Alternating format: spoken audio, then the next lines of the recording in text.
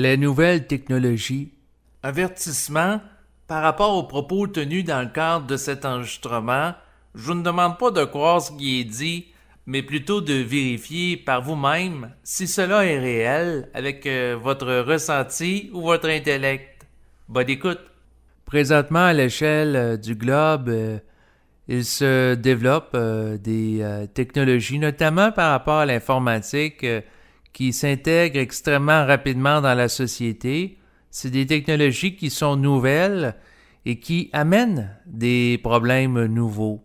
Donc, au moment où sont présentés ces mots, il y a le développement rapide de ce qu'on appelle les téléphones intelligents, les téléphones cellulaires, ensuite des ordinateurs, ensuite des tablettes informatiques et ainsi de suite, qui occasionnent comme problématique, eh bien, il y a du développement de cyberpirates, de cyberterroristes et aussi l'émergence de la cyberintimidation. Donc ça, c'est des problématiques qui sont inhérentes à l'insertion dans la société de ces nouvelles technologies. Et bien sûr, les technologies ne sont pas bonnes ou mauvaises en soi, elles sont. Donc un peu comme un couteau, elles sont à double tranchant. Un couteau, on peut s'en servir pour couper des aliments. Et bien sûr, on peut s'en servir aussi pour blesser autrui ou même commettre un meurtre. Donc, le couteau en soi n'est ni bon ni mauvais, mais il peut être utilisé pour faire plusieurs choses. Et c'est la même chose par rapport à la nouvelle technologie. Donc, à quelque part, la nouvelle technologie permet, entre autres, à ce que soit écouté l'enregistrement que vous entendez présentement, qui est diffusé sur Internet. Donc, ces enregistrements-là n'auraient pas existé il y a à peine quelques décennies parce que Internet n'existait pas et la technologie qui sert à les enregistrer non plus. Donc, autrement dit, elle donne des opportunités de permettre à des gens d'être entendus un peu partout, de par le réseau Internet qui est mondial. Donc, des gens peuvent écouter cet enregistrement alors qu'ils sont situés en France, en Belgique, en Martinique. Donc, ça permet de faire voyager les idées rapidement. Mais en même temps, ça permet aussi de développer des nouvelles problématiques sociales comme la question de la cyberintimidation. Et puis, par rapport aux nouvelles technologies, il ne faut pas que l'être humain soit fasciné par rapport aux technologies. Des gens qui sont trop enthousiastes par rapport à la technologie vont se faire englober par elle. Il y a des gens qui sont des joueurs compulsifs de jeux vidéo sur Internet à un point tel qu'ils font de la cyberdépendance et ils peuvent passer plusieurs jours, plusieurs heures devrais-je dire, à ne pas boire et ne pas manger à cause qu'ils sont totalement absorbés par des jeux vidéo.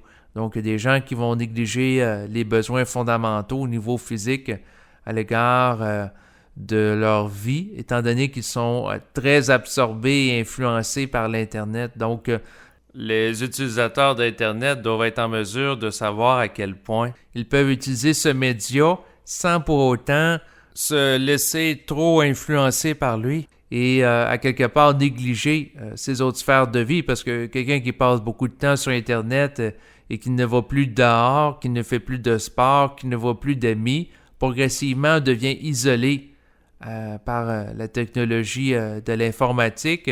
Et à ce moment-là, ça peut avoir des conséquences négatives par rapport à son développement en tant qu'humain sur le plan global.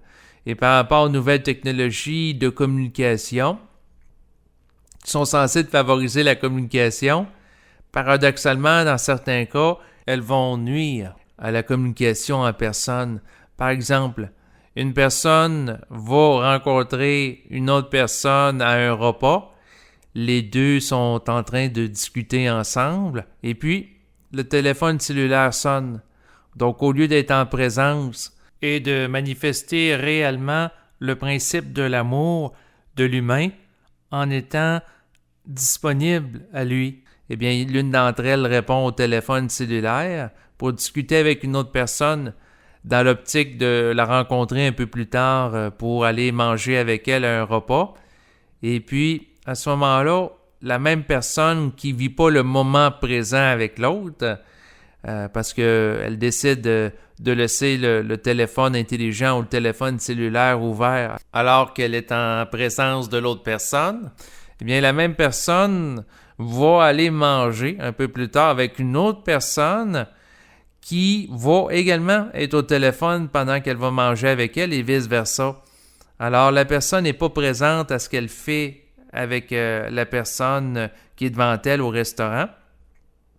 Et elle ne sera pas plus présente avec l'autre personne qu'elle va voir un peu plus tard dans la journée, parce que lorsqu'elle va être en présence de l'autre personne va prendre le téléphone cellulaire aussi, alors qu'elle est au restaurant, pour se planifier une rencontre avec une autre personne un peu plus tard. Et là aussi, à chaque rencontre qu'elle a avec une personne, elle se planifie tout le temps des rencontres avec d'autres personnes un peu plus tard, ou elle discute avec d'autres personnes, eh bien, sa présence est dispersée. Elle n'est jamais totalement là. Elle ne vit pas la présence attentive.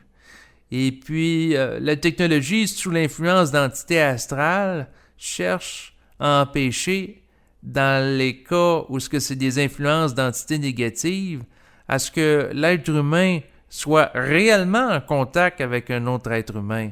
Donc, autrement dit, lorsque l'individu est sous l'influence de la technologie et devient quelque part au service de la technologie, eh bien, il ne développe pas une identité qui lui est propre. Et puis, à quelque part, il y a quelque chose de trompeur à l'égard de la technologie parce que si la personne vit en fonction des vidéos qu'elle va voir sur Internet, des enregistrements qu'elle écoute, eh bien, à ce moment-là, elle ne vit pas en fonction d'elle-même. Et comme elle s'avère constamment occupée à parler au téléphone cellulaire ou à écouter des vidéos, des enregistrements, elle n'est pas disponible à ce moment-là à écouter sa petite voix intérieure, c'est-à-dire à écouter son esprit. Et à ce moment-là, la technologie sert à quelque part les forces retardataires qui sont situées sur le plan de l'astral, parce que à chaque fois que l'individu est occupé avec la technologie, il n'est pas occupé à être en contact avec son esprit qui est lié au plan mental. Donc, autrement dit, lorsque l'individu vit seulement en fonction de la technologie, il est sous l'influence d'entités astrales qui ne veulent pas que l'individu reconnecte avec sa source et les autres êtres humains et qui veulent le garder tout le temps diverti avec des éléments qui sont en périphérie de son être, qui ne le permettent pas d'atteindre un état de conscience élevé et d'être en contact avec sa globalité.